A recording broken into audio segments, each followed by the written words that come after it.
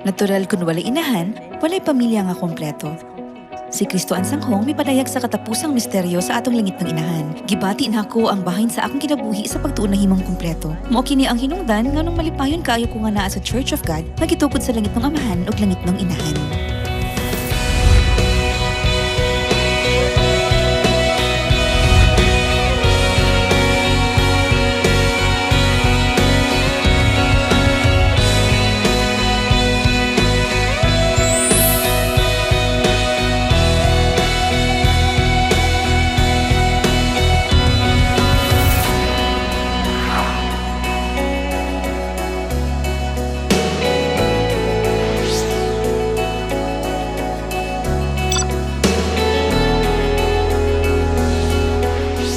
Usa ko ka estudyante sa universidad sa dihang nakitaan ko. Padulong unta ko maniudto ni adtong adlaw.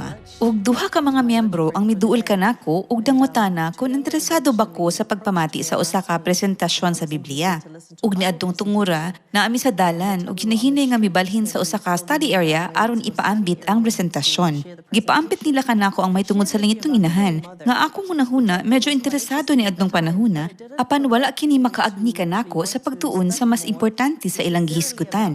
Interesado lang ko sa pagtuon bahin sa Biblia tungod kay nagtuo ko nga ni adtong panahona usa na ako ka Kristiyano. Ug ang pagtuon sa Biblia kada semana usa ka maayong butang alang sa Dios. Kani adtong bata pa ko, kanunay ko adunay kasing-kasing nga may kahadlok sa Dios busa makugihon ako nga nagaampo sa Dios. Bisan pa usa ako ka Kristiyano, kanunay ko nagaampo sa Dios.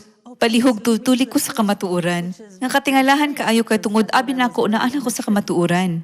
Pero sa pipila ka rason, kanunay ko ginakontak sa magsasangyaw. Naghangyo kanako sa pagtuon sa Biblia. Ug dayon sa panahon nga giabi-abi ko sa Sion, gibati nako ang kalinaw. Sa dihang nakasulod nako sa Sion, ang tanan maabi-abihon kaayo. Gamay ra ang mga tawo kay kini usa ka gamay nga balay nga simbahan. Apan sila puno sa gugma, ila kong gisilbihan og puno sa gugma nga pagkaon. Humani ana among gitun-an ang propesiya ni Daniel. Sa pagpaambit nila sa propesiya ni Daniel, akong naamguhan nga ang kamatuuran nga akong gisunod dili tinuod. Kini kay bakak.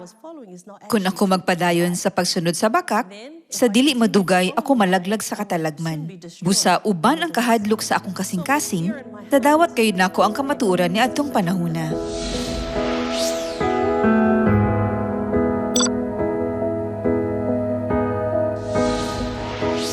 Hangtod nga nagtuon ko sa mga propesiya mahitungod kang langit ng amahan, ilabi na bahin ni Haring David. Diha lang naablihan ang akong espirituhanong mga mata ug mga dunggan aron makadungog ug makakita. Ang labing nakapatingala kanako mao kon giunsa nga ang tanan nga mga propesiya nagtultol sa pagpadayag sa ngalang Kristo ang sanghong nga nalambigit ni ining tanan. Busa sa dihang ang magsasangyaw nagsugod sa paghatag sa tagsa-tagsa nga mga hilisgutan mahitungod sa mga propesiya na amahan, sugod sa propesiya sa bag-ong ngalan Kristo ang sanghong, naintriga gyud ko. Naghunahuna ako, wow, ang Dios na ibag-ong ngalan.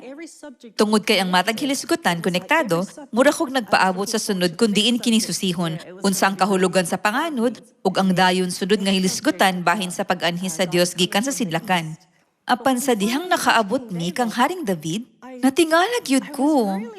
Kani ang hilisgutan nakatando gayud sa akong kasing-kasing ug nianang puntuha, gibati nako nga walay makapugong kanako sa pagtuo sa ngalan sa Dios. Nga gipadayag sumala ni ini nga propesiya.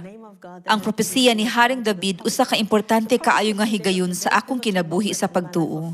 Sukad ni adto, wala na ko'y pagduha-duha sa akong hunahuna nga si Kristo ang sanghong moong Dios. Ug ni adtong panahona lang, nadungog nako ang ngalan ni Kristo ang sanghong sa mga pagsimba.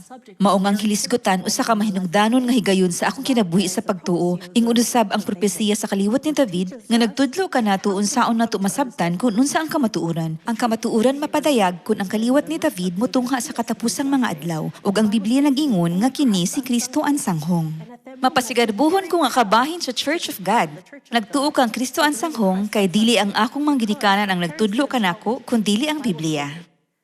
Mao nga hugot ko nagtuo nga si Amahang ang sanghong ang Dios ug magarbuhon kong gibati nga nakaplagan nako ang kamatuuran. Gisunod ko ang propesiya sa Biblia aron madiskubrihan ang bahin sa Dios. Busa, nagpasalamat ako kang Amahang ang sanghong sa pagtukod sa bag-ong kasabutan aron motuo ako sa Dios sa hustong paagi ug makadawat sa kamatuuran nga motultol sa langit ng gingharian.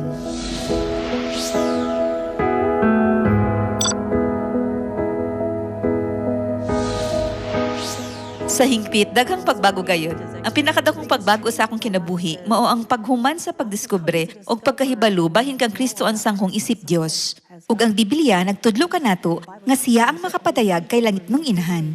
Gibati nako ang kalinaw. Akong gibati nga ang bahin sa akong kinabuhi sa pagtuo kumpleto. Kay natural, kung walay inahan sa bisan unsang pamilya, walay pamilya nga kumpleto. Gibati ko ang tumang kalipay.